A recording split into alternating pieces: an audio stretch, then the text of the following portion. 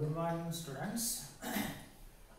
Now we can start about that algebra of complex numbers. Algebra of complex numbers. तर त्याच्यामध्ये आपण इक्वालिटीचा विचार केला. First equality of two complex numbers. Equality of two complex numbers. बरोबर. तर algebra means that we have to learn about that basic operations to that complex numbers. जसे आपल्या सेट ऑफ रियल नंबर्स मध्ये असतात बेरीज, वजाबाकी, गुणाकार, भागाकार वगैरे, तसंच आहे. तर इक्वालिटी बद्दल आपण शिकलो आणि मग two complex numbers Z1 and Z2 are said to be equal if their real part, that means A equal to C आणि B equal to D. तर इथपर्यंत आपण आलो होतो. बरोबर. आणि मग आता पुढच्या ऑपरेशन्स कडे जाऊ आणि second that is the addition. बघा आता नेहमीप्रमाणे सगळं काही आहे. Addition of two complex numbers. आता बघू असे लिहिला तर see there. Now let us take there are the two complex number Z1 equal to say A plus IB आणि Z2 equal to say C plus IB. असे ते दोन complex number घेतले आणि मग त्यांची बेरीज आपण नेहमी जशी दाखवतो तशीच दाखवायची. and therefore their addition is defined as denoted as Z1 plus Z2 and defined as A plus IB plus that C plus IB. काय केलं आपण त्याच्यामध्येच ते कॉम्प्लेक्स नंबर ऍड केले आणि मग आता या ठिकाणी ऑब्झर्व करणं भाग आहे. तर सीधे मग जे काय रियल पार्ट आहे ते रियल पार्ट मध्ये मिळू. That is A plus C. I common घेणारच आपण नेहमीच्या प्रथेप्रमाणे आणि मग इथं आलं तुमचं B plus D आणि that is the addition of that two complex numbers Z1 plus that of the Z2. बरोबर. तर हे तुमचं ते ॲडिशन मिळाला to get that operations Z1 plus Z2 झालं. आणि मग आता बघूया काय घडतंय ते. मग या ठिकाणी काय होतंय तर when we can add that of the two complex numbers Z1 plus Z2, their real part we can add, imaginary part we can add. आणि म्हणून एक वाक्य मिळतं real part of Z1 plus Z2 equal to real part of Z1 plus that real part of Z2. आणि दुसरं पण similar imaginary part of Z1 plus Z2 equal to imaginary part of Z1 plus that imaginary part of Z2. तर अशा रीतीने आपण त्या दोन complex नंबरचं ॲडिशन डिफाइन करू शकतो. बरोबर. आणि मग फॉर एक्झाम्पल साधा आहे. Suppose that Z1 equal to 5 minus 3i. बघा Z2 equal to suppose say 6 plus 5i आणि मग त्यांची बेरीज बरोबर घडते. Z1 plus Z2 equal to 5 minus 3i plus that 6 plus 5i. आणि मग आताच्या प्रमाणात 6 plus 5 that is 11 minus 3i plus नेहमी प्रमाणात बेरीज वजाबाकी करायची. that remains 2i. आणि मग अशा रीतीने ती बेरीज आपणाला मिळवता येते. तर हे झालं अबाउट द ॲडिशन. त्यानंतर आणखी एक ऑपरेशन घेऊ आणि मग दोघांच्या प्रॉपर्टी आपण सेपरेटली विचार करू. तर हे झालं बेरजेच्या बद्दल. त्यानंतर पुढचं ऑपरेशन आहे इक्वालिटी झालं, ॲडिशन झालं आणि आणखी आहे ते about that the only complex numbers. तर दुसरं आपण ॲडिशन बद्दल विचार केला. तर अगोदर एक प्रॉपर्टी बघू that operations that is the conjugate. CONJUGATE conjugate of complex number. आता इथे यस प्रत्यय नाही फक्त NUMBER. आता कॉन्जुगेट म्हणजे काय ते बघा. तर त्याच्यावर आपल्याला ॲडिशनच्या आणि त्याच्या दोघांच्या प्रॉपर्टीचा विचार करता येईल. तर see there. Now if Z equal to A plus IB is any complex number. मग एकदा का तुम्ही तो शब्दप्रयोग उपयोगात आणला की त्या आयचं नेचर बरोबर येतं. त्यावेळेस हे ठरलेलं असतं. आता परत सांगायची गरज नाही. ते आपण समजून घ्यायचं, अंडरस्टँड करायचं, लक्षात ठेवायचं. a comma b belongs to R, I equal to square root of -1 with that I square equal to -1. हे तिथं बेसिक त्याचं असतंच, बरोबर. आणि मग if z equal to a plus ib is a complex number, then its conjugate is denoted by z bar. तर ते वजा साइन त्याच्या टॉपला द्यायचं, साइडला नव्हे. साइडचा आपलं वजा साइन असता, ते पुढं आपल्याला ऑपरेशन शिकायचंच आहे. मग denoted as z bar and defined as z bar equal to a minus ib. बघा, म्हणजे या ठिकाणी आपण z बार हा त्याचा कॉन्जुगेट कसा डिनोट केला, त्याच्यावरती एक छोटीशी डॅश द्यायची वजा साइन सारखं, दॅट इज अ सेगमेंट, आणि मग तो आहे a मायनस ib. म्हणजे दिलेल्या कॉम्प्लेक्स नंबरचा रिअल पार्टच राहिला आहे, फक्त इमॅजिनरी पार्टचं मात्र साइन त्या ठिकाणी चेंज झालंय, आणि म्हणून तो आहे त्याचा कॉन्जुगेट, बरोबर. फॉर एक्झाम्पल, आता एक्झाम्पल बघा, तर सी दॅट, तर त्याच्यावर आपल्याला आणखी क्लिअर माहिती मिळेल. मग आता आपण z इक्वल टू जे a प्लस ib असेल, तर z bar equal to a minus ib we can define. आणि मग फॉर एक्झाम्पल बघा, suppose that z1 equal to 3 plus 4 times i. बघा, then its conjugate is z1 bar equal to 3 minus 4 times i. इथं फक्त त्याच्या imaginary पार्टचंच sign बदलायचं. त्यानंतर दुसरा बघा, आता suppose that z2 equal to 5, बरोबर. आता इथं फक्त त्याचा रिअल पार्ट आहे ना, इमॅजिनरी पार्ट त्याचा 0 होतंय, काल आपण ते रिमार्क शिकलो. And therefore z2 bar equal to that simplify. म्हणजे जर तो कॉम्प्लेक्स नंबर, दिलेला कॉम्प्लेक्स नंबर हा त्या ठिकाणी रिअल पार्ट असेल, तर त्याच्या साइन बदलत नाही. आणि तिसरं बघा, आता फक्त इमॅजिनरी पार्ट किंवा z3 equal to -5 times i, तर त्याचा कॉन्जुगेट मात्र येतो +5 टाइम्स i, पण ते वजा वजा अधिक होतील. आणि मग इथं आपल्याला त्याबद्दलच्या दोन प्रॉपर्टी डिस्कस करता येतात. म्हणजे काय ते बघा, सी दॅट, आणि मग properties of conjugate.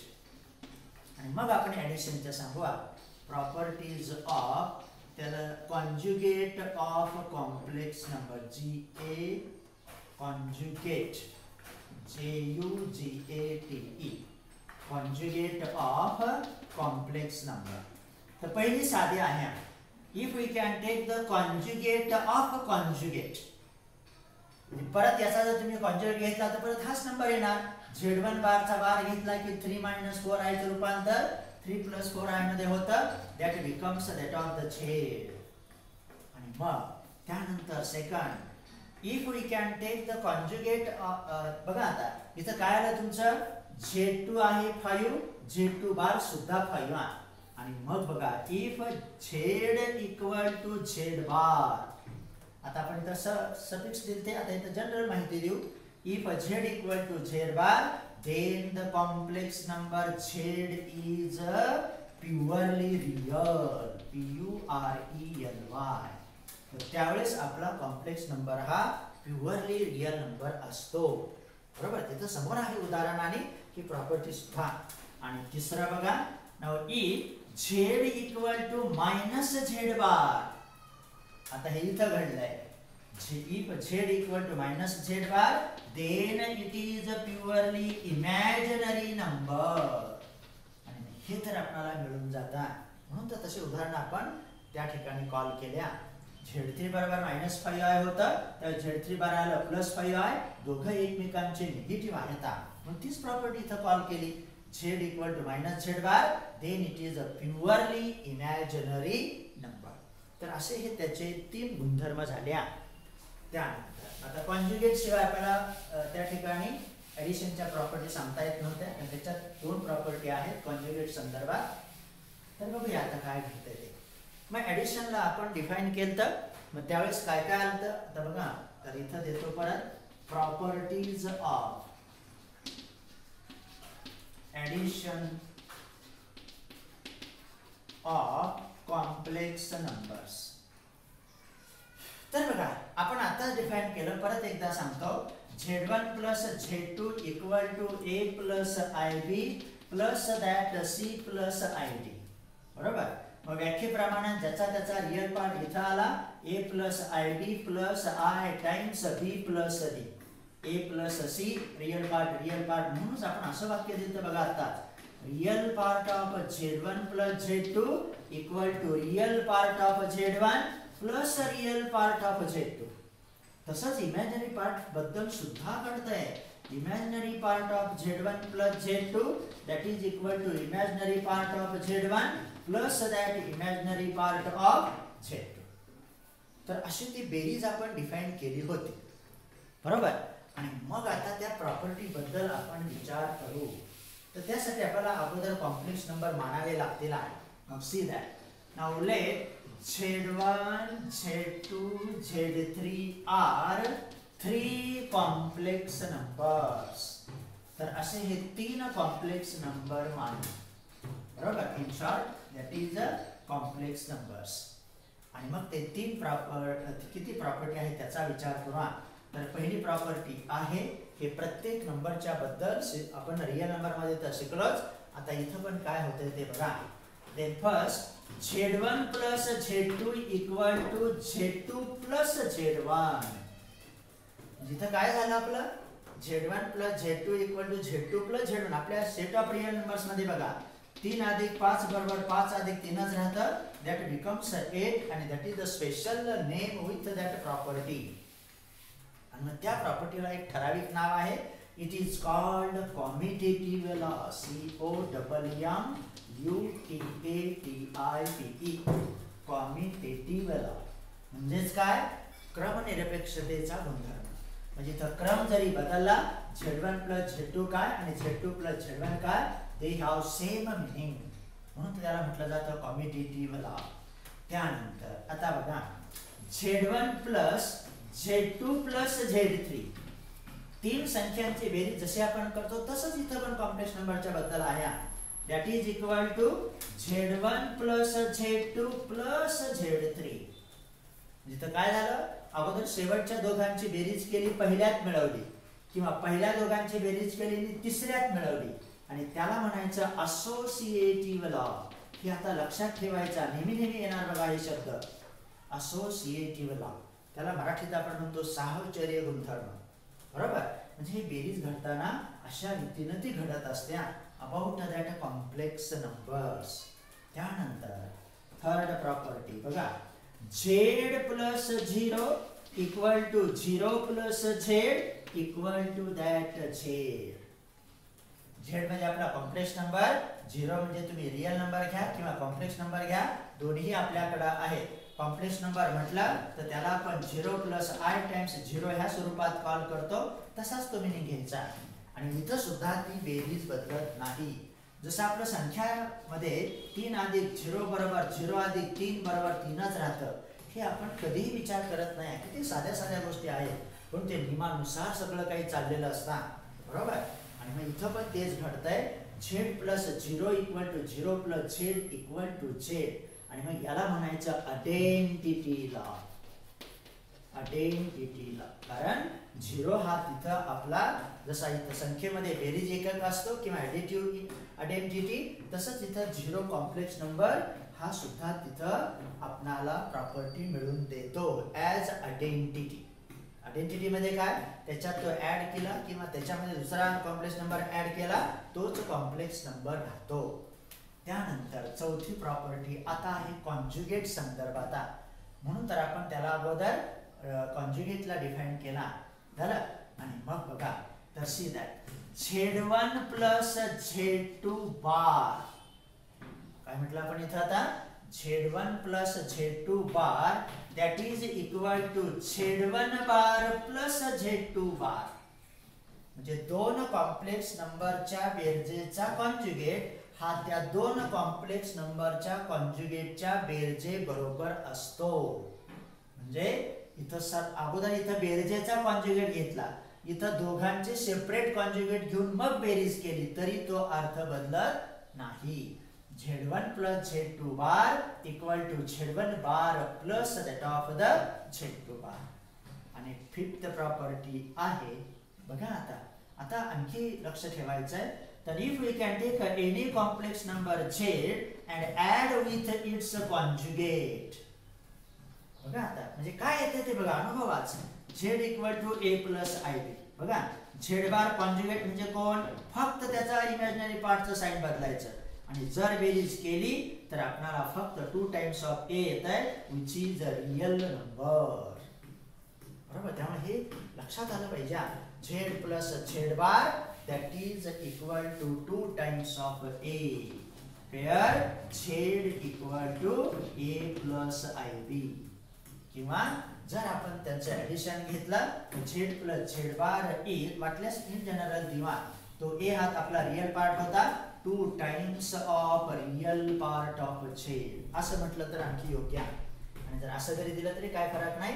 z plus z bar equal to 2 times real part of z. तर अशा त्या बेरजे बद्दलच्या 5 प्रॉपर्टी आणि कॉन्जुगेट बद्दलच्या त्या 3 प्रॉपर्टी तुमच्याकडे आल्या.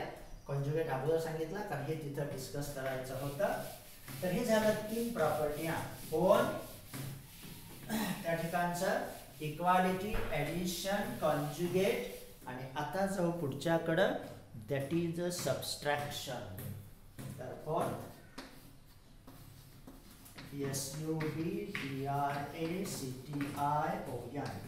subtraction of complex numbers. अर्थात दोनच. आता इथं पण काय घडते सिमिलर. आता suppose that z1 equal to a plus ib, same way z2 equal to that c plus ib.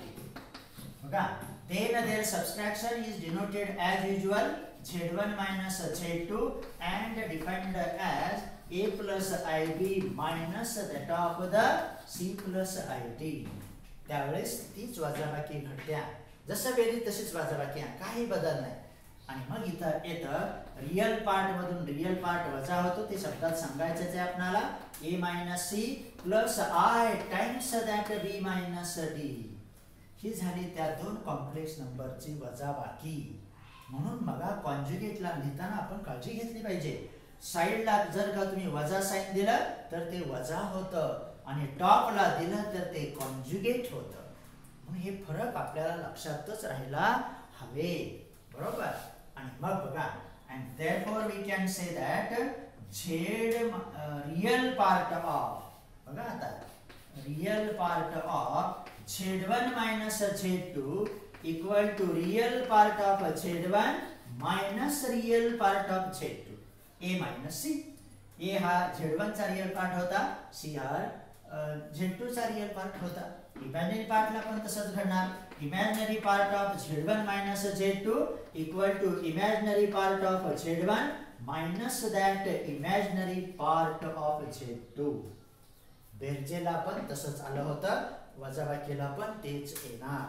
For example साधं घेऊ, काही घ्या.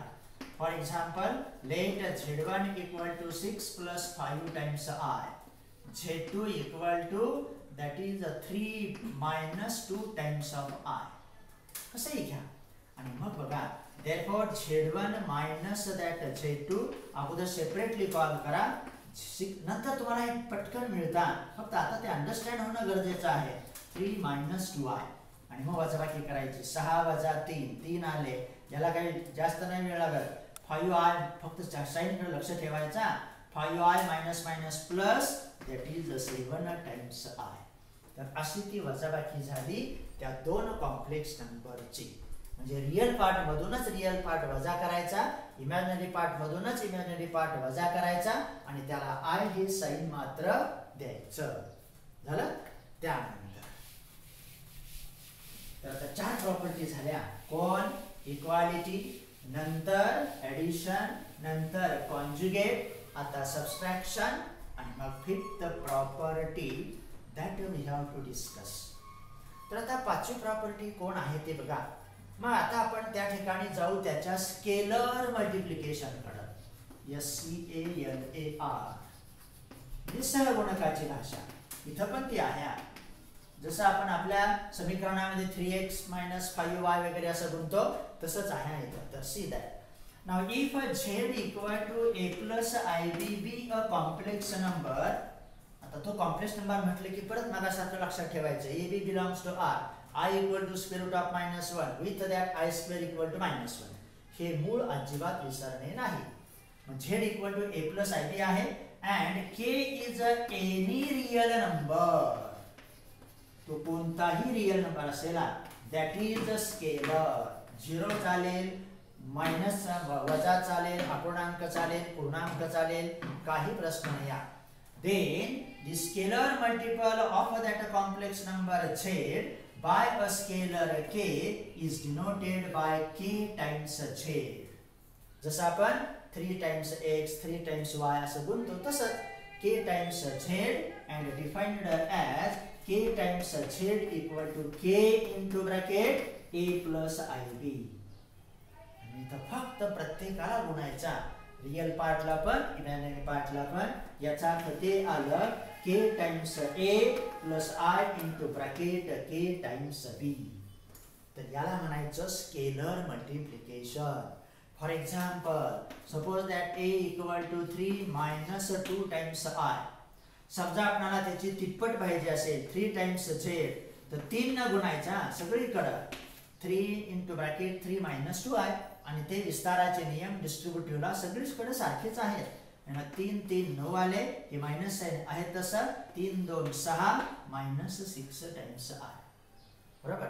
समजा एखाद्याने त्याला 1/2 टाइम्स z पाहिजे असेल, काही प्रॉब्लेम नाही. 1/2 into bracket 3 minus 2i that is equal to 3/2. पण 3 ला काय भाग नाही जात, 2 न 2 भागिले 2 1 आलं तुमचं मायनस i. तर असे हे साध्या साध्या गोष्टी आपण शिकत आहोत. त्याचा बेनिफिट घ्यायचा, अंडरस्टँड करायचं आणि घरी उदाहरणं सोडवा. घरी हे सगळं बघा, वहीत कॉल करा, then you can get the confidence. झालं. त्यानंतर आता आहे मल्टिप्लिकेशन. बघा, आणि मग आता जाऊ त्याच्याकडं. मल्टिप्लिकेशन वेल दॅट सगळे ऑपरेशन एकदम साधे बघा, नेहमीप्रमाणे. फक्त त्या कॉन्जुगेट मध्ये थोडंसं लक्ष ठेवावं लागतं, कारण त्याचं वजा साइन कोणाचं असतं हे वगैरे. झालं. मग आता परत आता इथं विचार करू, to get that multiplication of two complex numbers. मग मानू let z1 equal to a plus ib आणि z2 equal to c plus id. तेच, काही प्रश्न नाही, नेहमी प्रमाणच ते आहे, त्याच्यात काही बदल नाही. आता फक्त गुणाकार कसा दर्शवायचा आणि तो कसा मिळवायचा हेच उदाहरण आपल्याला मिळवलं जातं. बरोबर. तर सीधा मग आतापर्यंत काय झालं, तर आपण बेरीज पाहिली, त्याला डिनोट केलं z1 प्लस z2 न, कॉन्जुगेट होता z बार न, वजाबाकी केली z1 बार मायनस z2 बार न, इक्वालिटी केली z1 इक्वल टू z2 न, स्केलर मल्टिप्लिकेशन केलं k इंटू z. हे सगळं शिकलो आपण आता. बरोबर. बघा, बेरीज, कॉन्जुगेट, वजाबाकी, इक्वालिटी आणि that becomes the scalar multiplication. बरोबर. एक मिनिट, इथं 7 कसं काय झाले, that is the sixth operation आहे ना आता ते. तर बघूया. तर हे अगोदर मला आठवण करून द्यायची होती की हे आपण शिकलो, पुढे चाललोय. Multiplication of that complex number मध्ये let us take that z1 equal to a plus ib आणि z2 equal to c plus id. झालं. आणि मग बघा, then the multiplication of these two complex numbers z1 and z2, त्या दोघांचा गुणाकार कसा दर्शवला जातो, तर see that multiplication of these two complex number is denoted by z1 dot z2. लिहिताना डॉट लिहायचं, म्हणताना म्हणायचं z1 into z2. आणि झालं का, दॅट इज इक्वल टू. मग बघूया काय घडतंय ते, a plus ib dot c plus id. आणि मग आता प्रत्येकानं गुणायचा, दॅट इज इक्वल टू. मग अगोदर आपल्या विस्ताराच्या नियमाप्रमाणे डिस्ट्रीब्युटिव्ह लावणं, त्या a न ह्या पूर्ण ब्रॅकेटला गुणायचा, डायरेक्ट गुणूया, काही अडचण नाही. a into c plus i times a into d. बरोबर. a न मी ह्या पूर्ण कंसाला गुणलं, a into c plus that a into i times d. त्यानंतर प्लस साइन येणार. आता ib न गुणायचा, म्हणून i अगोदर लिहितो मी, नंतर b इंटू c, परत plus I into B into C. आता इथं काळजी थोडीशी घ्यावी लागते. आता काय आलं, I into B, IB into IB, मग I into I स्क्वेअर झाले आणि इथं बदल झाला, दॅट इज BD. आणि मग आता इथं आपण जे सांगतो ना व्याख्येमध्ये ते उपयोगीला येतं. आणि मग बघा that is equal to AC plus, आता याच्यातला I आपण कॉमन घेऊ, I times AD plus BC. आणि आपल्याला माहितीये I स्क्वेअर ची व्हॅल्यू वजा 1 असते. आणि मग बरोबर इथं आलं मायनस साइन कंसात त्याच I स्क्वेअर इक्वल टू -1. आणि मग कसा गुणाकार मिळाला हे बघा. And therefore Z1 into Z2 इथं देतो equal to AC minus BD. आता तो पार्ट फ्री झाला I पासून, बरोबर. कोण, AC मायनस BD, कारण I स्क्वेअर इक्वल टू -1 आणि I चा सहगुणक आहेच AD plus that of the BC. अशा रीतीनं आपण त्यांचा गुणाकार करू शकता. झालं तर त्यामुळे सोपं आहे ते. जशी बेरीज, वजाबाकी, स्केलर मल्टिप्लिकेशन, कॉन्जुगेट, तसंच आता हे मल्टिप्लिकेशन आला. त्यानंतर म्हणजे आणखी एक उदाहरण याचं बघू, म्हणजे आणखी गुणाकाराची प्रक्रिया तुमच्या क्लिअर लक्षात येईल. त्यामुळे विस्ताराचे नियम वगैरे सगळं जुनच आहे. Old is a gold that way. आणि मग बघा for example, let Z1 equal to 3 minus 2 times I, Z2 equal to 5 plus 4 times I. कसंही घ्या, फक्त गुणाकार करताना व्यवस्थित जा. and therefore Z1 into Z2 equal to 3 minus 2I into 5 plus 4 times I. बरोबर. आणि मग आता थोडंसं काळजी, वजा साइन आले की काळजी घ्यायची. मग आपण अगोदर विस्ताराच्या नियमाप्रमाणे ह्या 3 ह्या ब्रॅकेटला गुणूया. 3 into ब्रॅकेट 5 plus 4I. आता वजा 2I आहेत आणि परत तो ब्रॅकेट येणार. असा झाला त्याचा खरा विस्तार. हे सगळं तुमच्याकडे शिकलेलं आहात तुम्ही, बरोबर. त्यामुळे मी काय माझ्या मनाचं सांगू शकत नाही. त्यानंतर दॅट इज इक्वल टू ह्या 3 पूर्ण कंसाला -2I न परत त्या पूर्ण कंसाला, याला म्हणायचं डिस्ट्रीब्युटिव्ह लॉ. आणि डावीकडून तुम्ही गुणता म्हणून त्याला म्हणायचं लेफ्ट डिस्ट्रीब्युटिव्ह लॉ. राईट कडनं गुणलं त्याला म्हणायचं राईट डिस्ट्रीब्युटिव्ह लॉ, बरोबर.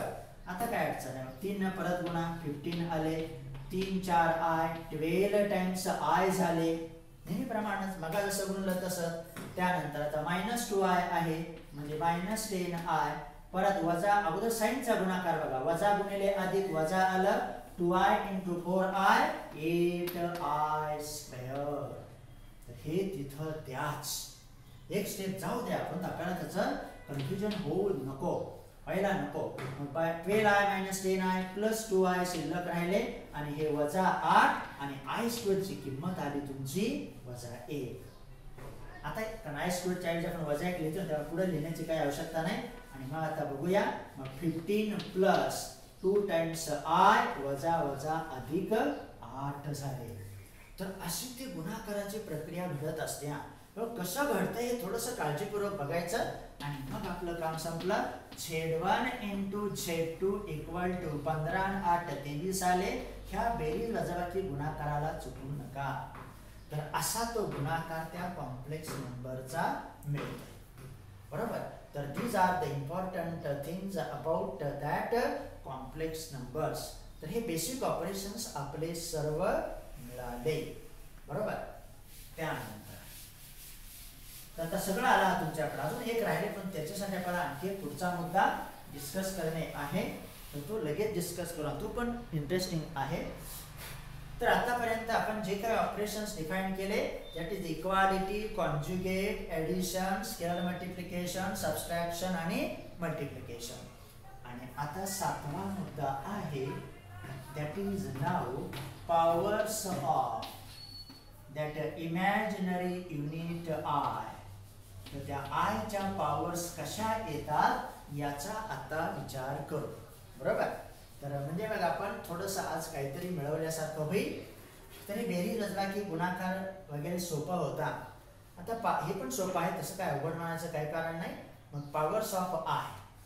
आणि मग आपल्याला माहिती आहे, if our complex number is a Z equal to A plus IB, then its definition AB belongs to R, I equal to square root of -1, with that I square equal to -1.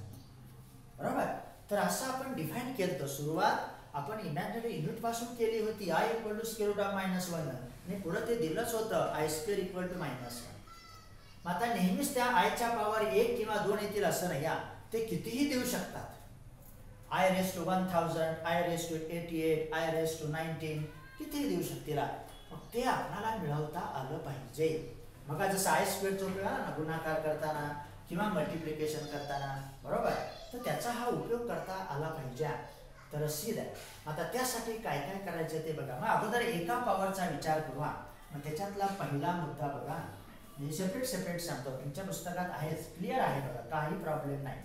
मग I equal to square root of -1 तर असतंच आणि मग मी त्याची power आता घेतो a I raise to 1 that is square root of -1 आणि that is I. बघा I रेज टू 1 म्हणजे I येतं, जसं 2 रेज टू 1 2 येतं, जसं I raise to 1 equal to I. पण हे तिथं मुद्दाम दिलं कारण हे त्याचं मूळ आहे, बेसिक आहे. त्यानंतर I स्क्वेअर सुद्धा आत्ताच मिळवलं, त्याच व्याख्येनुसारच हे दोन्ही मिळाल्या. I square equal to -1. आता इथून पुढच्या पॉवरचा जरा थोडासा विचार करायचा, बघूया काय होतं ते. मग I रेज टू 3 मिळूया. मग I रेज टू 3 म्हणजे कोण असणार, त्या दोघांचा गुणाकार कसा, I स्क्वेअर इंटू I. बघा आता बदल झाला, म्हणजे I raise to 3 equal to I square into I square equal to -1 into I that is -I. म्हणजे त्या I ची एक पॉवर I येते, दुसरी पॉवर -1 येते, तिसरी पॉवर -I येते. आणखी पॉवर मिळवायची आता, that is I raise to 4 equal to, interesting आहे बघा, that is I square into I square by laws of indices. घातांकाच्या नियमाप्रमाणे पाया समान घातांकाची बेरीज किंवा I रेज टू 4 ला आपण असं पण लिहू शकतो. आणि मग हे आलं तुमचं -1 इंटू -1 दॅट इज +1. तर हे समजून घ्या, लक्षात आपोआप राहतात. आणि मग इथं आपल्याला 4 पॉवर मिळाल्या आणि मग देअरफॉर हे नोट करायचे आपल्याला. बघा I raise to 1 that is I, comma I raise to 2 that is -1, I raise to 3 that is -I आणि I raise to 4 that is 1. एक मिनिट, I रेज टू 3 तर -1 नाही तर -I. आणि याला आपण हायलाइट करू. तर हा पहिला मुद्दा तिथे मिळाला, बरोबर. काय I raise to 1 equal to I raise to 2 equal to -1, I raise to 3 equal to -I आणि I raise to 4 equal to 1. झालं. आता याच्या पुढे आता आपण जाणार, बरोबर. बघा आता मग त्याच्यातला दुसरा मुद्दा बघू. तर सी दॅट आणि मग इफ वी कॅन टेक, आता हे त्याच पॉवर असतील असं नाही, 4 पर्यंत आपल्याला जर इन्फॉर्मेशन असेल तर आपण I ची कोणतीही पॉवर मिळवू शकतो. ते आता दुसऱ्या मुद्द्यात तुम्हाला मिळेल. म्हणजे I raise to 1 I raise to 2 -1, I raise to 3 -I raise to 4 that is the 1. म्हणजे I किंवा -1 -I किंवा 1 एवढ्याच व्हॅल्यू तिथे येतात. बघा I -I 1 -1. मग त्यामुळे हे लक्षात ठेवायला सोपं आहे. आणि मग आता बघूया, let us take n be any positive integer. बघा n be any positive integer and it is strictly greater than 4. कारण आपण आता त्या I रेज टू n ह्या पॉवरचा विचार करायचा. To get that the I raised to n, how we can think that we have to discuss. हे महत्त्वाचं आहे. तो छोटासा पार्ट आहे परंतु एकदम व्यवस्थितरित्या ते मिळतंय. तर हे इथं नोट करू, आपल्याला इथं पाहिजे.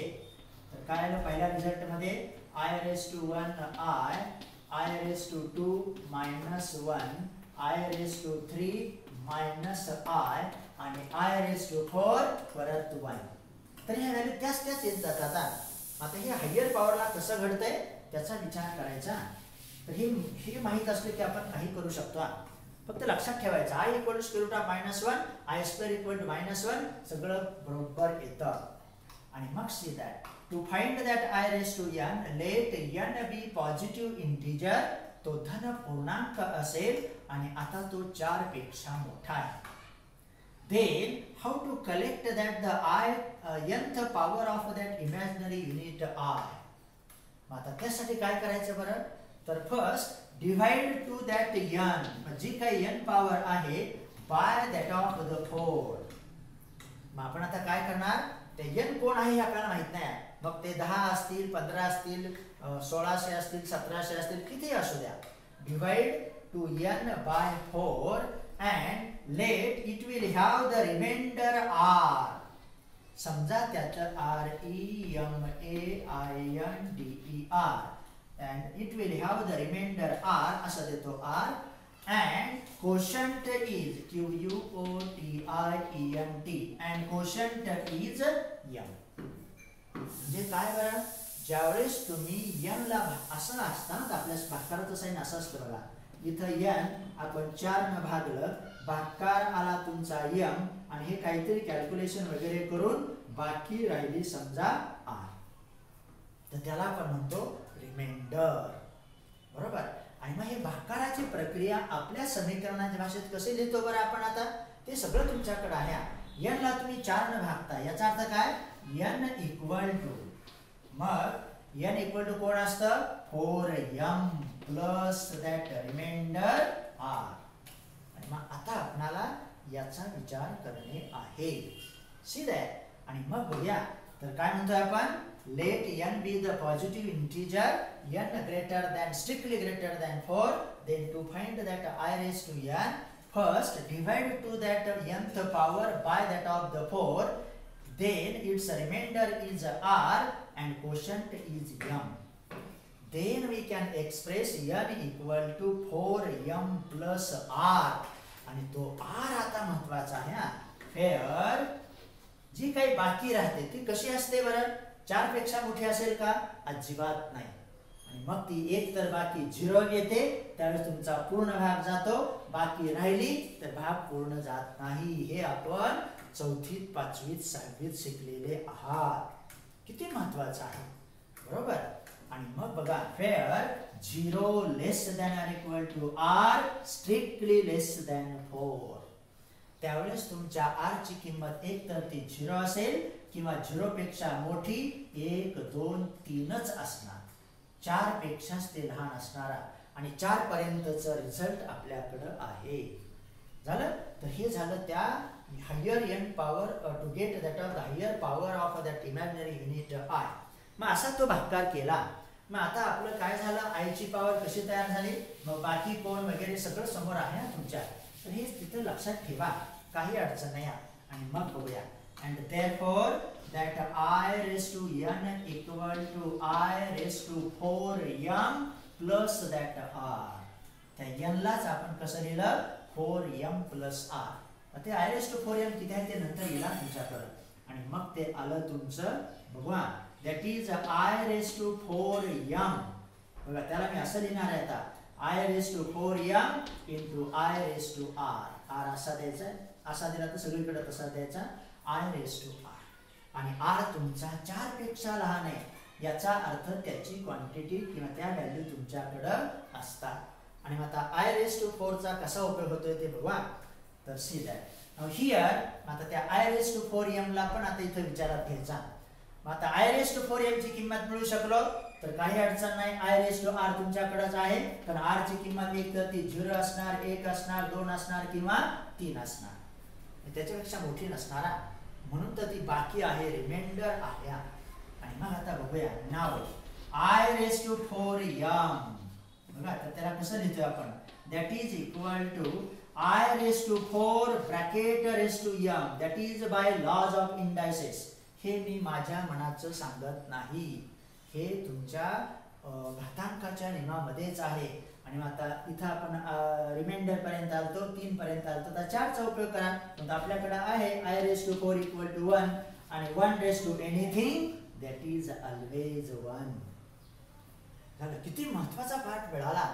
आणि मग बघा, आपली I ची पॉवर n ही कोणीही असू द्या, that becomes 1 into I raised to r.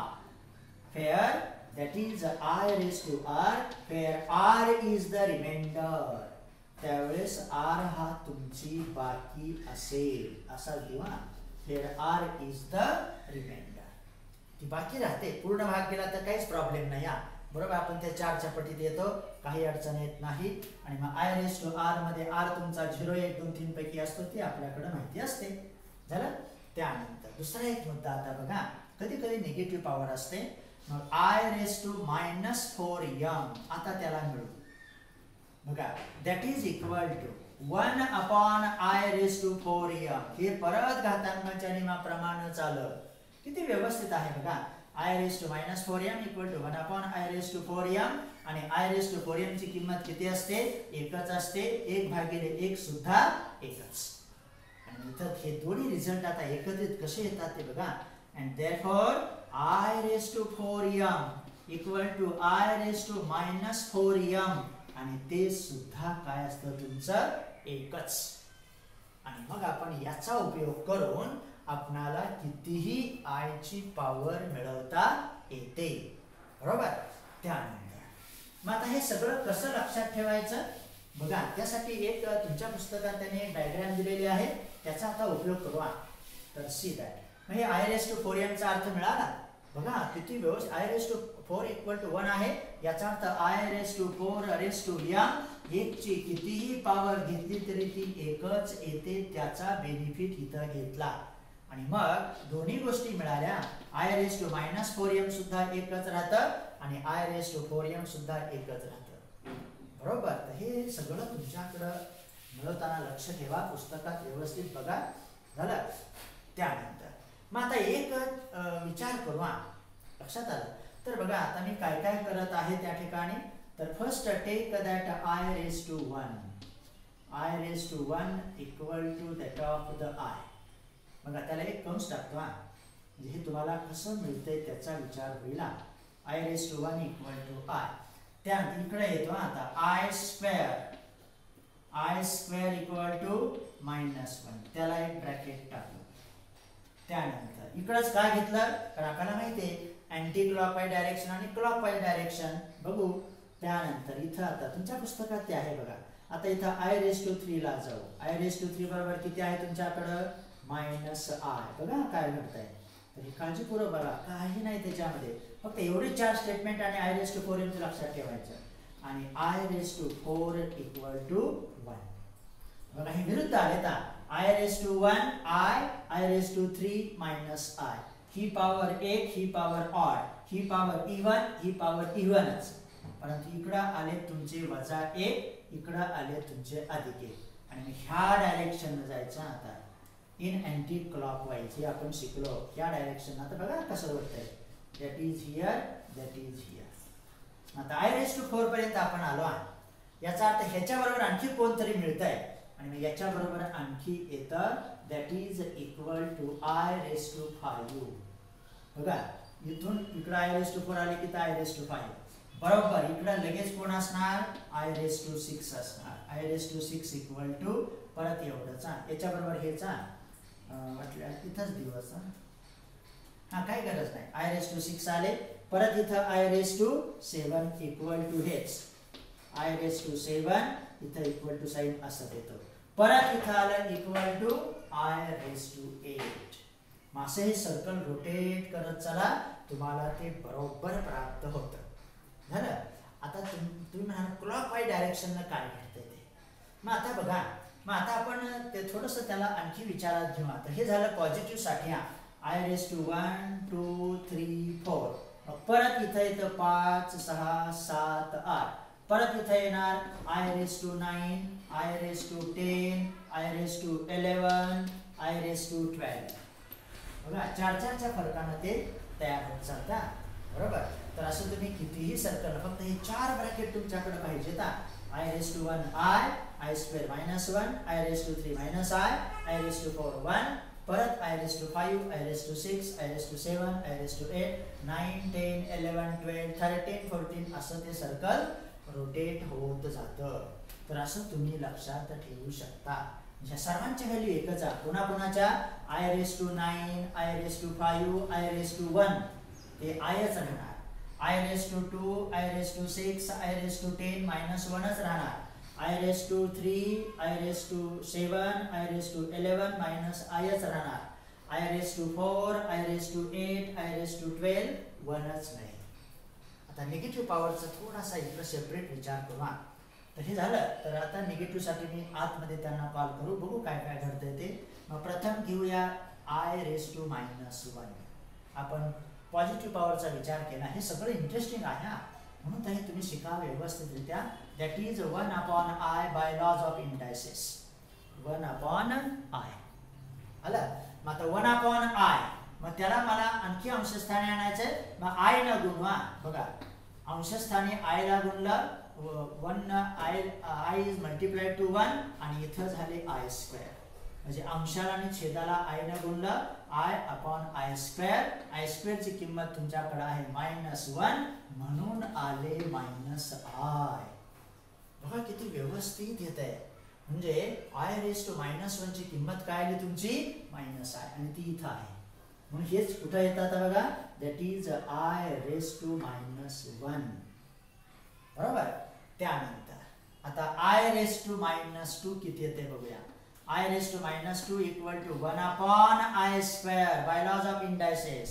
Negative power छेदस्थानी येते 1/-1 that is -1. -1 कुठं आहे तुमचं इथं आहे बघा. बरोबर. म्हणजे इथं आलं तुमचं I raised to -2. आता ते असं इकडे फिरते आता त्याच्या विरुद्ध डायरेक्शनला. त्यानंतर I raised to -3 equal to 1/i raised to 3. That is equal to 1/i raised to 3 किती आहे तुमचं -i. परंतु त्याला आपण परत i न गुणूया. That is i/-i². काळजीपूर्वक हा. i न अंशाला गुणलं, छेदाला गुणलं. i raised to 3 ची किंमत -i होती. आणि मग आता कसंही घ्या किंवा याला मी असं पण लिहू शकतो ना, वाटल्यास तुमच्यामध्ये कन्फ्युजन नको. 1/i² into i. That is 1/-i. झालं. मग परत तेच येत आहे. मग परत i नच गुणूया. That is i/-i². इथं i² झाले ना. आणि हे लक्षात ठेवा तुम्ही कसं घडतंय ते. i² ची किंमत परत -1 वजा अधिक i. म्हणजे इथं आले तुमचे i raised to -3 आणि हे रोटेशन असं येते बघा. आता ते क्लॉकवाईज येत आहे. आणि आता i raised to 4. तर बघा sorry I raised to -4. I raised to -4 equal to 1/i raised to 4. That is 1/i² into i². That is 1/-1 into 1/-1. That is 1. आणि इथं आले तुमचे I raised to -4. आणि हे चक्र असं रोटेट होत आहे. तर in this way we can learn that. तर अशा रीतीने तुमच्या पॉवर्स ऑफ I मिळाल्या. तर आज इथंच थांबू. थोडं जास्त झालं परंतु लक्षात ठेवण्यासारखं आहे. तर हे व्यवस्थितरित्या विचार करायचा. तर I raised to 4m लक्षात ठेवायचं आणि पहिले 3 वाक्य बरोबर बाकी सर्व मिळतात. तर स्टॉप हियर.